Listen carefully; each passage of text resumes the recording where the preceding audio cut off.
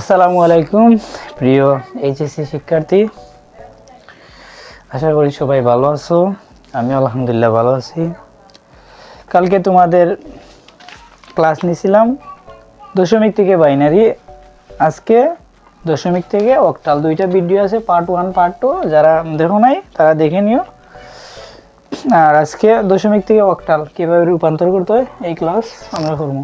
দশমিক থেকে অক্টাল ধারাবাহিকভাবে একটা আমি চার্ট লিস্ট দিছিলাম না, এই চার্ট লিস্ট থেকে মানে ধারাবাহিকভাবে চাচ্ছি যে এক দ্বারা শেষ করতে, ঠিক আছে। সো আজকে আমরা দশমিক থেকে অক্টালে রূপান্তর করব। আচ্ছা, সবাই টাইটেলে খাতায় লিখে নাও দশমিক থেকে অক্টাল।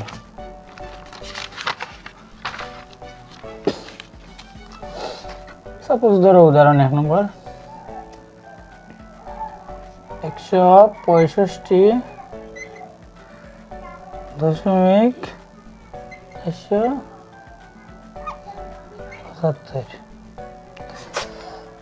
10। আর এটা কিসে কনভার্ট হইতো? এটা অক্টালে কনভার্ট হইতো।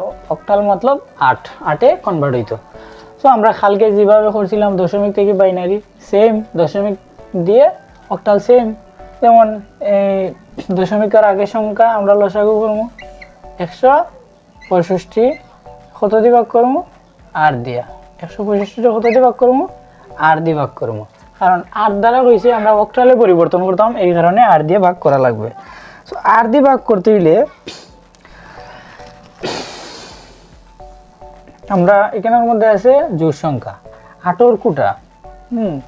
কতবার গণনা করলে 8 কোটা কতবার গণনা করলে তোমার গিয়া 165 হয়। 8 কোটা আমরা সাধারণত দেখছি 8 কোটা যদি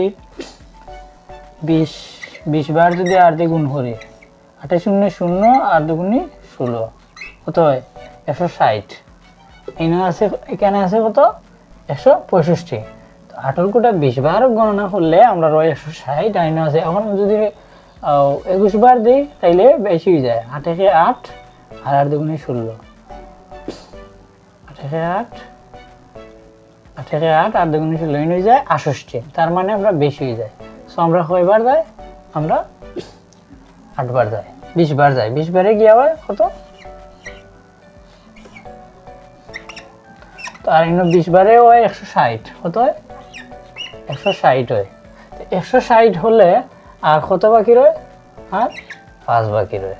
আর দিয়ে 165 ভাগ করছি, 20 বার গেছে। 20 বারে গুণ করছি, আমরা গুণ করে 160 হয়েছে 5, হাতে রয়েছে 5 বসাইছি, ঠিক আছে। 160 হয় আর এই 165-তে 5 বাকি রয়, এই কারণে 5 দিয়েছি। কালকে যেভাবে অঙ্ক করাইছি ঠিক তেমনইভাবে। আর এখন 8 দিয়ে 8 এ 8 দুগুণে 16, কয়বার যায়? 2 বার যায়। তো 8 দুগুণে কত? 16। তো 2 বার গেলে কত হয়? 16 হয়। 16 আর এবার কত বাকি রয়? 4 বসাইলাম। 8 দিয়ে আমরা 2 রে ভাগ করা যায় না। 8 দিয়ে কি করা যায় না? 2 রে ভাগ করা যায় না। তো এনে কত হবে? 0 আর 2 আর 2 শেষ। Very simple. এখন আমরা সেটা মুছে দিলে, ঠিক আছে। এখন আমরা দশমিকের পরবর্তী সংখ্যা, দশমিক 4 7 5, আর এখানে আগে দিয়ে একটা শূন্য দেওয়া লাগে। আর এই বরাবর আমরা একটা টান। নিচে কি আছে? নিচে হইল এমএসবি আর উপরে এলএসবি। ওকে, তো আমরা কত দিয়ে গুণ করতাম? আমরা 8 দিয়ে গুণ করতাম। কত দিয়ে? 8 দিয়ে গুণ করব। দশমিকের পরবর্তী ভগ্নাংশ সংখ্যাগুলো আমরা অক্টালে হয়েছে, আমি মুছি দিছি, সরি, আমরা 8 দিয়ে গুণ করতাম। সো আমরা 8 দিয়ে যদি গুণ করি, এই 0.875 গুণ 8, 0.875 গুণ 8 দিলে কত হয়? 3800 হয়। 5 8 40, 40 শূন্য হাতের আমার 1, 7 8 56, সরি 40 শূন্য হাতের আমার 4, 7 8 56 আর 4 হইল 60, 60 শূন্য হাতের আমার 1, 4 32, 32 আর 3 4 32 33 34 35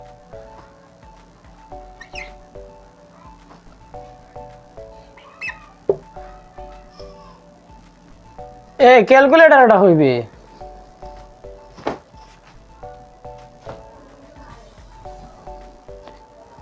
বেড়া সেরা তোর ফুরিয়ে এত দূরে আগে মাতলো কি তার লাগি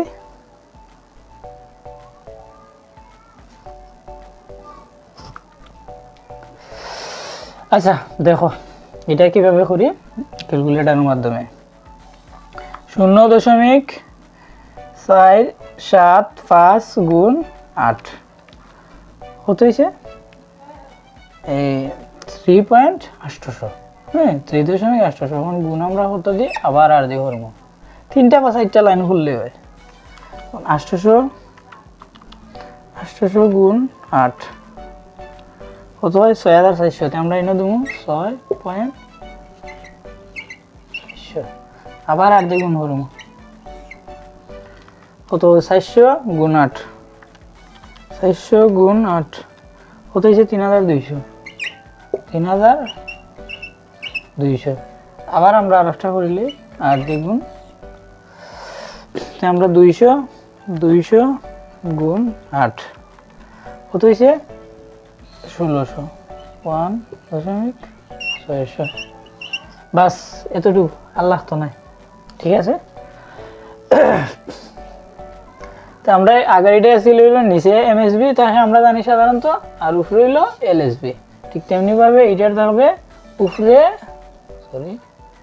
উপরে থাকবে এমএসবি আর নিচে এলএসবি দেখো বুঝছেন ও ক্যালকুলেটরের মধ্যে খালি ভিতরের অংশটুকু মানে যে গুণ দিব 475 গুণ 8 দিলেই 3800 আসবে 3 দশমিকের একটা সংখ্যা এই দাগের হচ্ছে এটা থাকবে আর দশমিকের তলে দশমিক ঠিক তেমনি 800 গুণ 4 6400 হইব 6 ওদিকে থাকবো আর দশমিকের নিচে দশমিক 400 এর আর দিবা গুণ করবো ঠিক তেমনি ভাবে এইরকম প্রত্যেকটা করছি সো এটার মান আমরা কিতা অতএব 165